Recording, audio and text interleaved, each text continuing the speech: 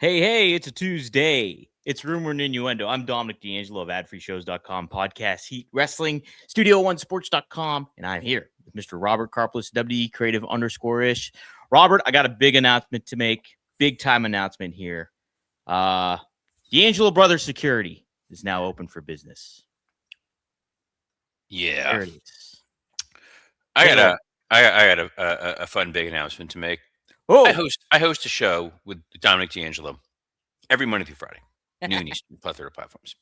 We sit and talk professional wrestling for the better part of 30 minutes.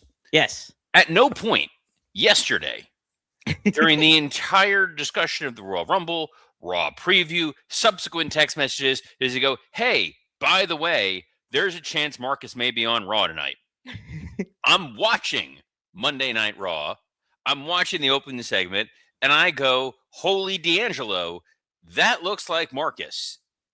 And I text Dom, and Dom's response was, "I'm not watching."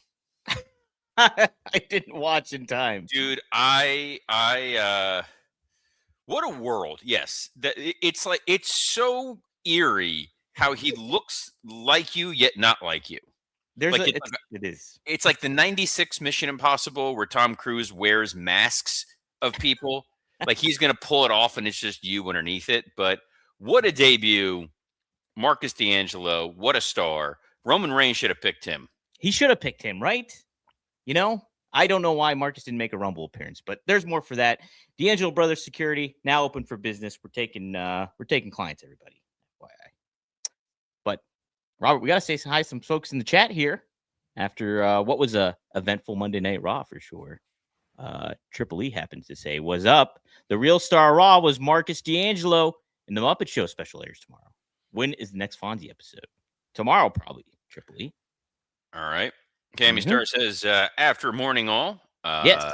Willie Thornbrew says, that was probably the best Roman Reigns promo I've ever seen. So excited for WrestleMania next week. Oh, wait. Devin Dowling going, Ayo, I think I caught my son and wife's COVID. Oh, boy. Marty's excited, too. I don't like that he pluralized wives. What's going on at the Devin Dowling household? I don't know what sort of Mormon enclave he's living at. Yeah, I'm gonna get the pup. Go get Marty. I'm here. You can keep reading, saying hello to people. Wrestling Old Head says, "Good after morning. R&I, Punk and Reigns cooked at high temperature." We surely will be talking about that. Wanna Breeze, which is Jeff Hanger, says, "Hello, R&I. After the promo last night, I'm sold for Punk and Roman for WrestleMania." And Tony Gong chimes in also, "No wonder Braun didn't go after Pierce. He didn't want the D'Angelo smoke." That's a fact, Jack. The real brothers are not the Steiner brothers. It's the D'Angelo brothers. And Kimmy Star also adds, "Wow, what a great brother." Yeah, you're what a supportive, loving brother you are, Dom. That is. Devin Dowling also adds that Marcus was under the hood on the Rumble. Could be. It's very possible. But, very possible. All right, come here, yeah. Look at Marty. What a pooch. What a monster. I feel bad that he has to be here for this because I guess we're going to talk Raw. We are going to talk Raw, Robert. And I hated that finish more than I think I've hated just about anything WWE has done in the last 6 years. You mean the ending? Like the ending of Monday Night Raw. That final promo, the story, all of it. Whoa, okay. Outright hate to the point where I was like, you know what? Maybe I don't show up today. That bad for you? Oh, yeah. This was we'll get to Raw. Let's get to Raw, Dom. We'll just ease our way into it. Step by step, day by day, just like TGIF. Yes, Robert. Which is really funny that you mentioned that because there is a Patrick Duffy moment coming up later on in this episode. Are you serious? Wow. How about that? Yes. Well, I'm sure it wasn't the opening segment, which had Braun Breaker taking over Raw as he flipped a table, was irate about his second draw in the Rumble entrant, but also being attacked. He was furious and wanted answers. And thankfully, security came out to protect Adam Pearce. And the tempers got tampered. What do you think of the opening segment here, Robert? Oddly confusing. It's clear that they've made a little bit of a story pivot here, and the idea is that Braun Breaker is distancing himself from the Vision, or the Vision is distancing themselves from Braun Breaker, and that it's very possible that they attacked Braun in the same way that they attacked Seth earlier. So Hmm. the idea that the rest of the Vision is dealing with the LA Knight problem and the Lucha problem and all that, and Braun Breaker is being intentionally kept away from everyone. Let's hope there's a plan and a point to all this. I think there is, right? Like there's Well, it's WWE, not AEW, so yes, there is in theory a plan in place. This didn't just happen. right, right. Yeah, good little opening segment to kind of mix things up a little bit because they immediately cut to Braun walking at ringside, and so it wasn't your typical "oh, here's a recap of what happened at Royal Rumble." They got to that right after that segment, but I liked how they kind of set everything up. We had an opening match: Javon Evans taking on El Grande Americano. This was a fun opener, Robert, for a lot of reasons. Javon Evans is super talented. Love El Grande Americano, that kind of thing. But then we get the original El Grande Americano coming out and costing the second Grande Americano his match. That dash to the El Grande Americano, running afoul of El Grande Americano. It's dogs and cats living together. It's Mass perros and hysteria. gatos living together. That's the Foreign Language Honor Society speaking. Yes. Yeah, fun match. Smart decision to use Javon Evans to kind of further a different storyline altogether. He's a guy who's now getting additional ring time with Ludwig Kaiser, who's a hell of a worker. Maybe Who? next week El Grande Americano. Maybe they run it back next week, and instead of El Grande Americano, he takes on El Grande Americano. Hmm. Little opportunity for him to work with Gable. Who? Makes a lot of sense. Read the room. Makes a lot of sense. I think it's a smart decision, and it's a fun little mid-card storyline. Javon Evans is very lanky. He's very deceptively lanky, right? He's very tall, Yeah. and it's makes what he does that much more enjoyable. Where I think he's going to run into a little bit of an issue is he does remind me body type wise of when I first worked with Swerve. And Swerve was also tall, but very thin. And it's like now that he's kind of filled out and bulked up, you get a more complete performer. Same criticism was lobbied against Will Ospreay. True, true. I was getting to, I mean, maybe it just covers his style, but I was also getting some Jeff Hardy kind of vibes a little bit, which is not a bad thing. So, Well, it depends on if he can piss clean or not. oh, hey, well, was this clean? We had Gunther coming out to AJ Styles' music, and he rubbed it in that he's the one to defeat AJ, and then we get a little heat from Dragon Lee coming in and attacking, but to no effort as he got choked out by Gunther. Yeah, rough night for luchadors. El Grande Yeah. Americano's getting attacked, then Dragon Lee getting straight up murdered. This is the segment that first gave me real pause, and I went, something is rotten in Denmark. What are they doing with Gunther? This whole I'm gonna play the wacky AJ Styles music and then come out and belly laugh. Like, no, the way this works is he needs to be an indifferent killer. Right. He needs to be this guy of, yes, I retired him. I retired John Cena. I retired Gunther. I'll retire anyone. No one can beat me. Come at me, bro.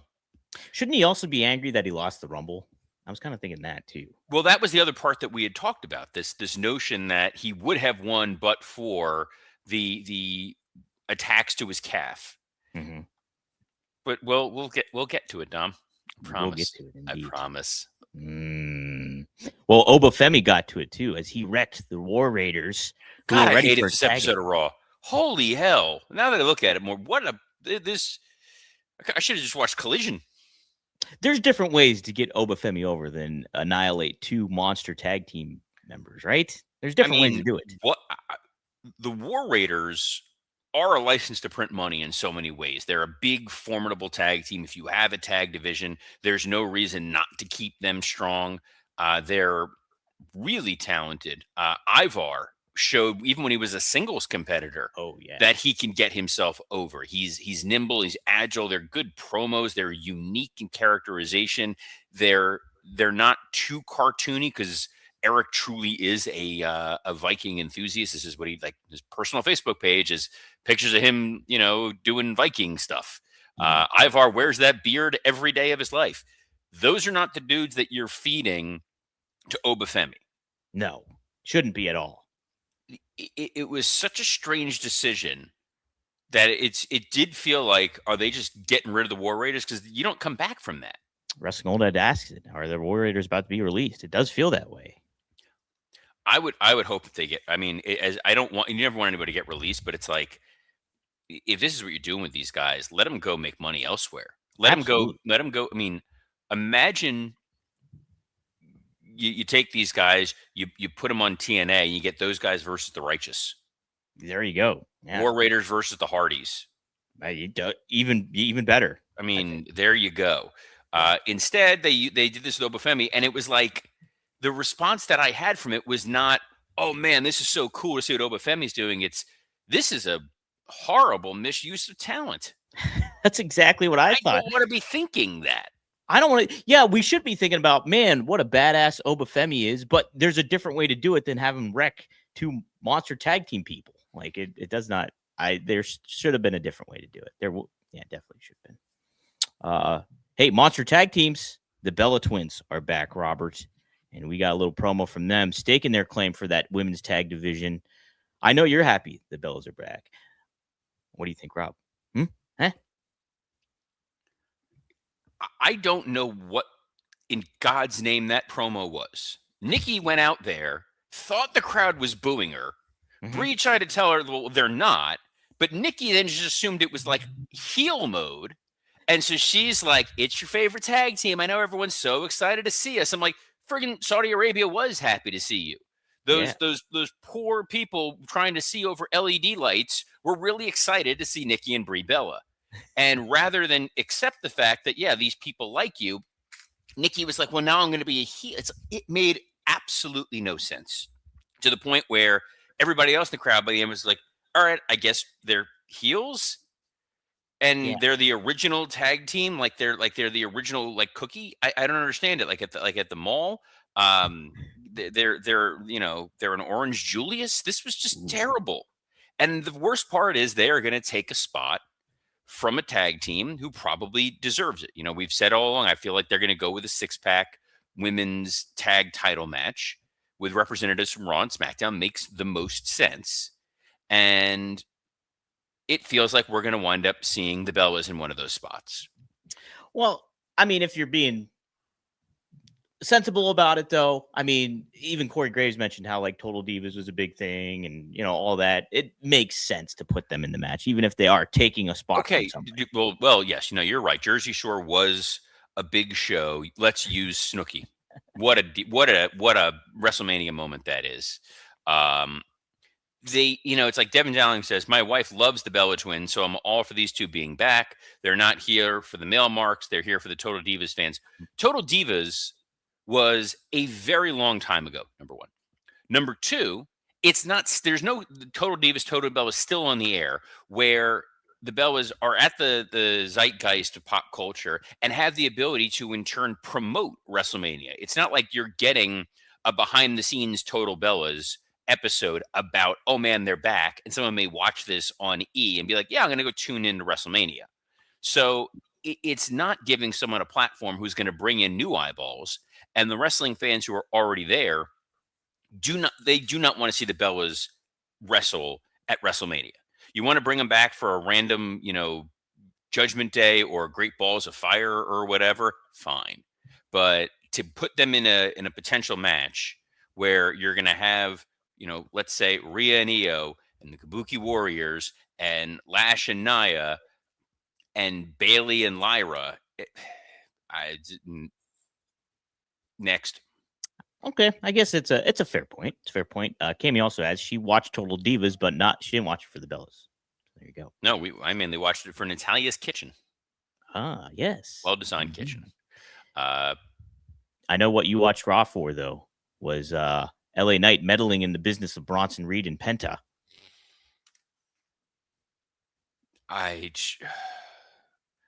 So there was a moment where I was watching Penta versus Bronson Reed, and I was like, this feels like it could be a bigger match than it actually is. Mm-hmm. And we're building with this. Well, now LA Knight's interfering because it feels like, well, they just need something for LA Knight to do. LA Knight is a good mid-level foil to go after the Vision in the same way you used to see Diamond Dallas Page go after the NWO. Mid-level DDP, no way. Mid-level guy like Diamond Dallas Page going after the NWO. Oh, You were hard like, to he's disagree. not the guy who's going to topple it, but it's like, all right, he's sitting there and fighting the good fight. But at the end of the day, the true value on Raw is the Vision and what they do going forward. Penta should be a bigger name, bigger deal than LA Knight because I think he's got a marketable look. He's obviously very talented in the ring. He brings in a disparate amount of audiences. LA Knight is there. What's the ultimate payoff? That we're going to see Penta and LA Knight and Rey Mysterio versus the three members of the Vision at the Elimination Chamber? Well, that's an interesting one to think about. I don't know. There is no significant payoff. Yeah. Warner Breeze says, so does this end with LA Knight being the stalker? Yes, he is going to take out Sarah Undertaker. I have to heavily disagree with DDP being a mid-level adversary for the NWO. He's the one that really shifted everything for it. Way more than LA Knight would. Because they so badly botched Sting. Well, I mean, and what's so funny is Sting lived through this. Mm-hmm. And his best friend in the world, obviously, is Darby Allin. Yes. Who was supposed to be the guy to bring down the Death Riders. Oh, boy. Why are we bringing this up today? Because I'm just, dude, this is a Tuesday. I was so pumped. Like, it's the Raw after Rumble. This is going to be fun. Let's see what they got. And all of these decisions are just like, what was the thing that Jim Ross used to say? They're pet coon goofy. This is goofier than a pet coon. I just said. You just chose to say it differently. I said it. Anyway, not goofy. Is Dirty Dom's new mustache? He returned, dude, and him and Liv Morgan celebrated. And oh, go ahead. It wasn't the mustache. It was the glasses. Was it? It was a little bit of both. He was like a hot Ned Flanders. So it was stupid, sexy Flanders. Stupid, sexy Flanders, Robert. There was definitely a vibe of don't check his trailer. There may be children in there, Dateline style. Oh boy. Maybe not on the weekend of the Epstein files have come out. Probably not. You want him dressed like that, but that's where we're at. Liv's shirt was absolutely hilarious. Mm-hmm. Her interaction with Raquel was fine, and then we got Raquel and Stephanie Vaquer, and that table that chose not to break. That's rough. Yeah, that didn't help matters. I like it. I mean, I like the aspect of the street fight, and it made me want though, like Raquel winning the championship, and then her and Liv Morgan, because I think there's just more of a story there with that. It's Shawn and Diesel. Yeah, 100%. I get it. I get what we're trying to tell in theory, but I think that part of the issue is the main event segment. And it's like, that's why everything else felt a little disconnected. Like Liv at least was presented the correct way here versus how she was presented at the end of the Rumble. The end of the Rumble, it was high fives all around. She's great. This was, she's a heel. And whoever she faces, we're going to boo Liv. Well, if you look closely at her shirt, it didn't say all the girls want Dom Mysterio. It was all the girls want Dom D'Angelo. It's true. Nothing? I got nothing. There was a main event segment, Dom. There was a main event segment. It was Roman Reigns walking out. Then we had a commercial break. And then Roman Reigns spoke. And then he got interrupted by CM Punk. And they had what I really enjoyed for a promo. And to be honest, really hyped me for WrestleMania. I bought into Roman Reigns after this. I was all for it, Robert, but you feel a different way, and I want to hear it. To me, there's the highest and best use of the talent on the roster and the number of spots that there are for Mania. And we've talked about this before, and we've talked about the lay of the land and sort of the best way to serve all masters. WWE is very much risk averse right now going into Las Vegas. They want to make sure that this show is sold out, that this gets global notoriety, because next year's show in 2027, no one cares about ticket sales. It is in Saudi. It is a paid for show. So Right. every ticket they sell is gravy on top of the fact that they're getting a significant fee just for going to Saudi Arabia. They're not necessarily outside of Green Shirt Guy. You're not going to get a lot of people flying over there for this show. This Mania, you want to get the international audience flying to a centralized destination. Vegas paid a lot of money to get WrestleMania back for a second year because they want that travel and tourism dollar. So the pressure was on WWE to deliver big time matches. And we had hypothesized and said it seemed logical that the big time matches would be CM Punk defending his world title against someone and Roman Reigns challenging on SmackDown. You're getting two big names, two different spots. The option that they went with undercut so many people and so many storylines that is genuinely legitimately baffling. And I know there was some stories a couple weeks ago that they've rejiggered the plans for Mania. This feels like somebody played a card somewhere. The most logical steps were Roman Reigns going after Cody Rhodes. The notion that Roman Reigns, ever since losing the title at WrestleMania to Cody, he's lost his bloodline. He's not the tribal chief. He's essentially become a part timer. He is not the central focus of this organization. And for a guy who, in character, has an ego, wants that back. Cody is feuding with Drew. He's feuding with Fatu. You can throw those guys in an elimination chamber, and there's a way where Cody gets that title back. He was QB1. He had finished the story. He was champion, then lost it to John Cena. Realized how precarious it was, got it back, lost it to Drew. And now there's a desperate version of Cody Rhodes. There's this guy who wants to keep this top spot, but he's got all these people coming after him. Friend, foe, he's doing the press, he's living on a bus, it's starting to wear it on him. So now you've got a desperate Cody who wants to keep this title, a desperate Roman who needs this for his identity. Boom, there's a main event storyline for SmackDown. On the Raw side of the ledger, you had Liv Morgan win the Women's Royal Rumble. And they Correct. said she's going to main event WrestleMania. You have not had a women's match main event WrestleMania for the last few years when they've absolutely deserved one of those spots. Not because of, well, we need to check a box, but because they have genuinely been one of the best parts of your show. And Liv winning, it was like, well, how are we going to get to, in theory, Liv versus Rhea? Big name, big name. Sure. What we saw on Raw was Liv going after Stephanie Vaquer, which is a fine Mania match. That is not a main event, which means Punk is going to have to main event one of the nights. And the guy that you've been building up for the last several months is Gunther.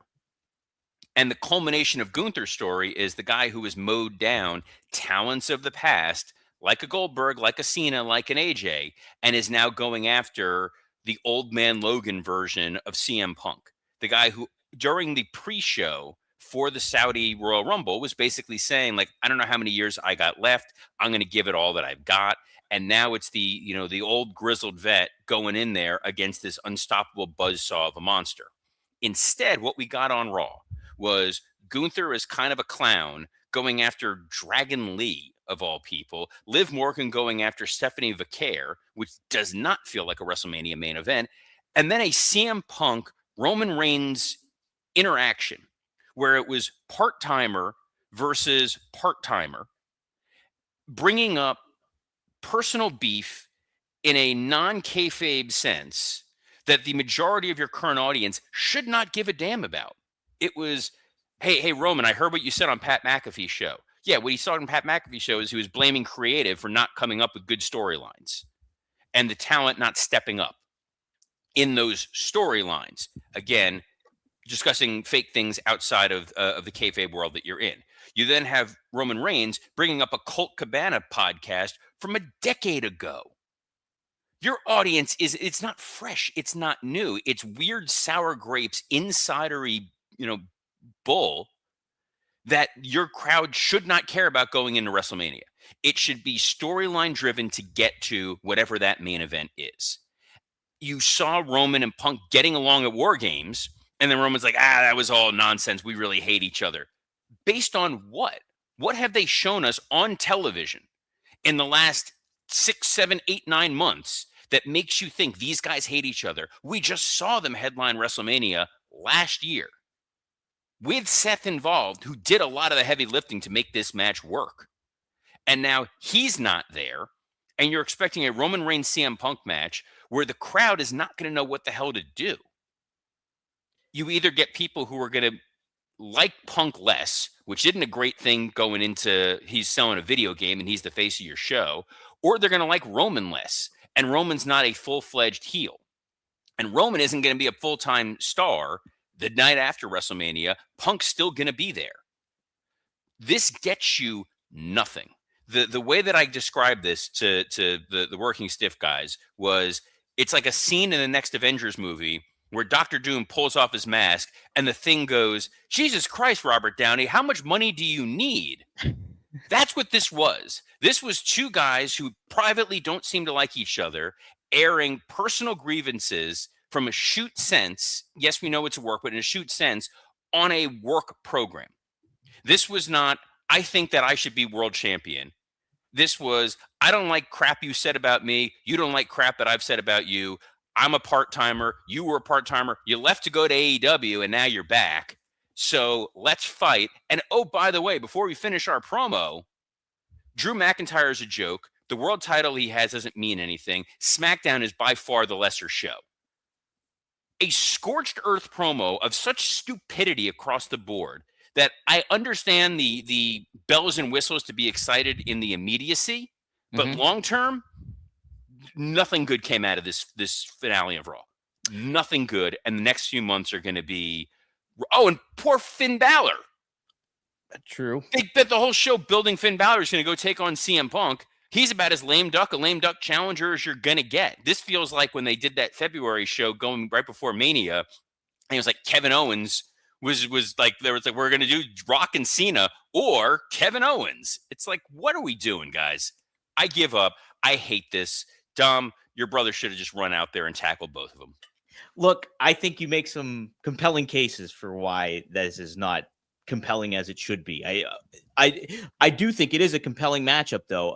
You go back, people would have been conflicted with Rock versus Austin, and people were, I think.